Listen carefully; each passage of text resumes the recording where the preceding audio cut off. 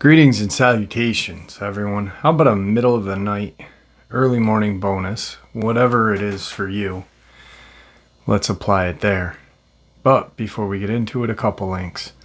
As you know, I rely on Patreon, PayPal, and the merch to help the channel to continue to grow and go. Links to Patreon and PayPal are in the description below. Merch is displayed directly under the video. Also, Dogman Frightening Encounters, Volume 1 through 3, the audiobook versions. They were written and researched by Tom Lyons, narrated and produced by me, Jeff Nadolny. Those audiobooks are available on Audible, Amazon, and iTunes, links to which are also in the description as well. And finally, last but definitely not least, if you'd really like to help support this channel to continue to grow and go, simply subscribe. It doesn't cost a cent. Click the like button. Takes half a second. If you don't want to miss out on any of the informative uploads I put out daily, click that bell icon, and folks, please leave a comment. Why? Well, because all these things, they really do help this channel to continue to grow and go. And yeah, they really do matter. Now, everyone, I have taken far too much of your time. Let's jump in to tonight's bonus, or early morning, whichever applies for you, shall we? Today's first experience on the paranormal side. This happened when I was 15. For context, I am 22 now. Before this happened, I had no belief in anything paranormal and thought that it was just unbelievable. However, the summer of 2011 proved me wrong. That summer, I was visiting my grandmother's boyfriend's house, which is located in Florida. This was the first time I had visited his house, since my grandma had recently moved in with him that year. I was excited because it was my first trip on my own without my parents, where I could spend a week hanging out on the beaches. When I arrived, my grandmother's boyfriend, who is a great guy, greeted me and gave me a tour of his modest home. The common theme I picked up on was Native American decor. He had family and descendants that were of the Sioux tribe in the Midwest, and he spent several summers as a teenager on the reservation with the tribe. It was neatly decorated, and towards the end of the tour he pointed to a small leather pouch that was hanging near his bed. He became very composed and stated how that item was a gift given to him by a Sioux tribe after spending several summers with them. He explained further on how it was a medicine pouch, which contained the crushed bones of a buffalo and of a medicine man. He stated very clearly and without hesitation how this medicine man is a spirit who protects him and the place where the pouch is. And then he said, "He may come and visit you tonight, since you are a new guest." Of course, being the 15-year-old teenage boy, I felt no fear and laughed it off with him. I mean, there was no way a man could pop out of a bag and visit me, right? Well, by sharing this story, you can probably guess that I was wrong. Shortly after giving the tour, my grandmother's boyfriend had to leave. He's a contractor for an electrical company and had to drive up to northern Florida for a project the next day. So it was just me and my grandmother in one room with the pouch and her two chihuahuas, with me on the other side of the house in the guest room. I remember falling asleep without any problems at around 11 p.m. However, I awoke to what I thought was a burglar, with loud noises coming from the kitchen/living room next door. I checked my phone. It was a little past 3 in the morning. The noises continued, and I began to panic. There was a security alarm in the house that was armed just before bed, but I heard no alarm. My grandmother, who could sleep through a nuclear explosion beside her, would not be doing crazy loud things at such an odd time. However, right as I was about to get out of bed, the door vibrated and shook. The noises from the kitchen stopped. I buried my head in my pillow and under the covers. The room got super cold, but yet I was sweating bullets. I kept pinching myself to see if I was dreaming, but I was not. I peeked out of the corner of my eye from the pillow to see down the hallway, and I froze, locked in a gaze with a pale silhouette figure that resembled a Native American. He had a face that looked leathery and without wrinkles, his lips drawn into a tight straight line that was devoid of emotion. His eyes were pure white, and he looked straight through me. I could only feel chills go down my spine. The hair stood all over my body. My bed felt like it was shaking as well. It felt like an eternity before he had turned away, almost like he was walking frame by frame, like when you view things with a strobe light on. And then the door vibrated again. Finally, he had left my room. He made some more noises outside with banging cabinets and such, and then it all stopped. Naturally, I did not sleep, too scared to walk out of my room. That 15-year-old charisma and bravery was now out the window. As soon as daylight hit the curtains of my room, I ran out and discovered the cabinets were all open, pots and pans thrown about, and then in the living room with all of the pictures/paintings thrown from the walls to the ground. I immediately woke up my grandmother, who was shocked for a minute, but then nonchalantly stated, "Oh, that ghost again, making such a mess." I stood with my mouth wide open, trying to form sentences to tell my grandmother that this is not normal, but I guess she's already used to it. Her boyfriend came back later that evening, and I told him about the encounter, and he said he was not surprised, since, like he said earlier, I was new. Apparently, I am one of many family members that has seen this medicine man. Apparently, he's friendly. He just wanted to see if I was nice. At least they're somewhat considerate in the afterlife. But I mean, I have other opinions. Looking back now, I should have taken pictures. I only had a crappy flip phone at the time with a barely usable camera. And I just shut out most of the experience for years because I was terrified, honestly. I stayed for the rest of the week, still waking up at the same time, 3 a.m, but I did not see the medicine man again. The house felt like there was a heavier presence whenever you would walk in. Sometimes during the day, the dogs would start a low growling at the master bedroom where the pouch was, and nothing would be there. I was gracious for the hospitality, but I never ventured into the house again. They've moved to Alabama now. I hate to be a rude family member, but I don't think I'll be coming down for the housewarming gift. If you've made it this far, thank you. I just wanted to get that off of my chest. About half of the people I have told this do not believe me. They enjoy it as a story, but not an actual experience of encountering something most people don't understand. I shut it out for a long time because it was just really terrifying for me. Today's second experience on the paranormal side. I live in the country by a large forest just east of Mankato, Minnesota. Mankato has a lot of history with the Dakota Wars of 1867. I believe that's the year. I think 38 natives were executed for killing settlers in the surrounding area. Backstory, my aunt is a self-proclaimed expert on the paranormal and has had many demonic stories from her old home and from her children. Like there was one where she came home and there was blood wiped all over the wall and coming out of the cupboard. There was no explanation for it. One day she sent me an old map of the area next to the town I lived by, so my land, saying that it was an old Winnebago Indian reservation. I was interested in the paranormal and have had many experiences on my property. A few years ago, my cousin and myself were using the EVP and we got words like native, Pacific, forest. We also found horseshoes that great-grandparents have found, even though nobody throughout my entire family tree lived there. Nobody knows where they came from. One night I was playing airsoft outside with my cousin at around 2 a.m. I was walking by the barn and I saw a human shadow and it lit up and said, "Gotcha, beach." And then all of a sudden, it sprinted away.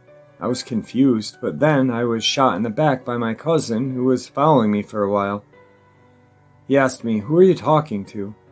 I was standing there dumbfounded. I was stumbling on my words, saying, wait, oh my God, that wasn't you." I was creeped out and confused. Nothing really confusing or bewildering has happened for a while, apart from shadow people all the time. Eerie flute-like sounds I've heard late at night outside. Radios turning on suddenly, electronics randomly being turned on. The normal paranormal stuff. Today's third experience on the paranormal side. In April of 2006, I had done 9 days on the Appalachian Trail, and it was truly life-changing, so I had bad camping bug the whole year. I was hammock camping any possible chance I got. The farm I grew up on sits up on a hill overlooking a creek bottom area where tobacco and soybeans are grown. An absolutely beautiful area, and the creek looks more like a small river at times. This is an area where arrowheads have often been found. Just a mile away, a Native American burial ground was excavated when I was in the 4th grade, where the high school sits now. I remember it very well, and it was a half-a-mile walking distance from my home. Our driveway at one time had been the country road, but it dead-ended on our property, but who knows what happened. At one time, it was a well-traveled route, probably back when the county was settled, originally at the very least. After all, it was only a mile as the crow flies from the county seat. The old road cuts deep into the hills, and there's a little offshoot gravel road that diverges off of it and goes down to the creek bottom in front of our house. I was feeling nostalgic and decided I was going to camp in the creek bottom at the end of our old gravel road. This was something we had done often in the general area growing up, and it felt familiar to me as the back of my hand. There was an old barn that stood there when I was a little kid, but it was long gone. I decided to make my camp on the opposite side of the road at the edge of the bottom, not even going as far in as we usually did. I made a little fire, set up my hammock, and chewed on a snack that I had brought with me. For some reason, I wasn't feeling all that comfortable. I was trying to settle down into an idea, but I was really ill at ease. Keep in mind, this place that is basically in my parents' front yard, maybe a quarter of a mile from their front door. I grew up here. I've played in this very spot since a small child, but I felt extremely uncomfortable. I did 9 days on the Appalachian Trail without feelings like what I've experienced on this moment. I was determined to stay down there and laughed at myself. It was a pretty calm, quiet night. Then, all of a sudden, a big gust of wind blew through the camp out of complete calm. It made no sense. I was basically surrounded by clumps of trees nestled up against a hill at the corner of the bottom. It was very odd for a gust of wind to come in where I was. If you could see the topography, you would understand why I'm saying this. Then I really started to feel a heavy sense of foreboding. I felt like I was not alone and that I was being watched. I was still trying to rationalize it out when all of a sudden I heard a few deep snorts that sounded as if they were in my general vicinity. At the most 15 feet away. But I heard no footsteps, no rustling, just the snorts. I thought to myself, it must be a buck, but why didn't I hear any movement? The hair on the back of my neck is now standing straight up, and I decided it was time to go. I packed up everything, doused the fire, and immediately walked up the hill. I felt like the whole time I was taking camp down that something was very agitated with me, and I had to get out of there immediately. It was a very intense feeling, and it did not subside until I was at least 50 feet away from where I was camped. It wasn't the only time I've had this kind of experience, but that's another story for another day. I think I'm going to have to go back down there before too long. Today's fourth experience on the paranormal side. So I was 23 and living in a church. It was a still active church. They rented out rooms in one of the top floors of the add-on. So a little history about this church. It was built in a small town in upstate New York in the year of 1868.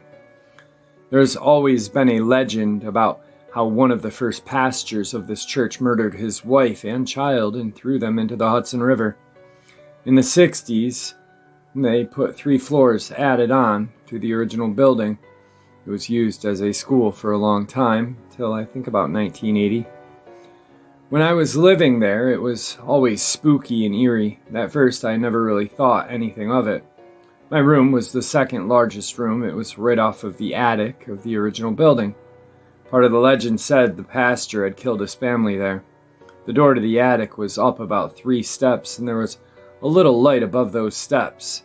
I always left that light on. So the real scary stuff started out small. I'd hear children laughing. I heard a woman scream. One time I was cleaning, and the doors to my room sounded like they flew open. I turned around expecting my friend to be coming in, and the doors were still closed. That's small stuff. So at this point in my life, I was having a hard time with my mental health. I was self-harming. I was on a mix of different meds that did not seem to work. I was also questioning my faith. I could always feel this feeling of not being wanted in that space I lived in. It was always heavy and oppressing. That's when the extra scary stuff started to happen. It started when I would lie on my bed and it felt as if someone was putting both sets of fingers on either my neck or my back. I was awake most of the time because of that. Then it was as if someone was sitting on top of my legs and their whole hands pressed down on me. I was a supposed Christian at that point, so I would say the Lord's Prayer, and over time it left me alone. Not long after that, I started seeing a black mass over me at night. It wasn't completely dark in my room because I left that step light on, but this mass was kind of hovering over me for a few seconds, then vanish. Soon, this evil thing started to enter my dreams. I had several dreams that were all kind of the same. In the dream, I was in my room. I would be on my bed, and I felt like someone was digging their fingers into my chest, like it was trying to steal my breath. I would try to scream, but no sound came out. Then I'd wake up. But I was still in my bed, and I would try to get up, but the pressure would just come back again as I tried to scream. One time in one of these dreams, the girl who lived in the room next to me came running in and tried to save me. In the dream, it actually felt like she shook me awake, but I was still trapped in the dream.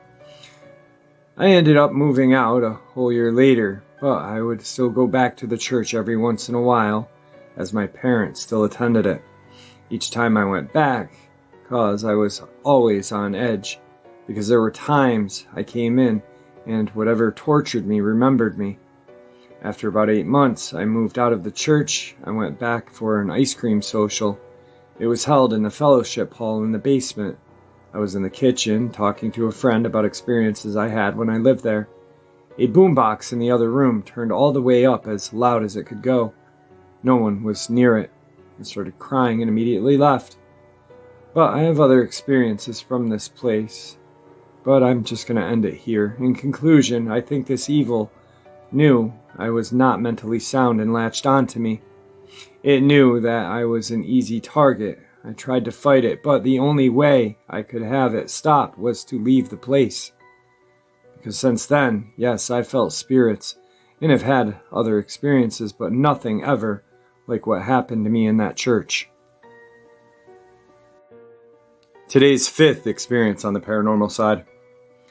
I was 13 at the time. This one Sunday service, it was toward the end. And for those of you who are not keen on the structure of Christian church services, at the end, the pastor is pretty much saying the last prayer of the service that ties into what the sermon was about and the overall inspirational message of the day for people to take home and ponder on. Then at the very end, the pastor will ask whoever feels the need to be saved to come forward to the altar. Then he'll say another closing prayer for them. I've been through this 1,000 times growing up as a church kid, but this one time the pastor laid the prayer on thick. said some things that resonated with a lot of people. He's towards the end of the prayer. My eyes are still closed, and I hear this super deep, aggressive growl in my right ear. It is getting louder and louder, sounding more hostile. I freak out and open my eyes, and everything around me is vibrating and shaking visually. I freak out even more and close my eyes, and the growl still has not gone away. So now I'm freaked out to the max and open my eyes again, and then the growl tailed off and went away. No more vibrating and shaking visually. No one noticed.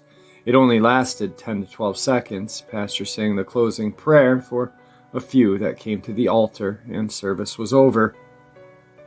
32 years old now, and I still think about that experience because I really don't know what was going on in those moments.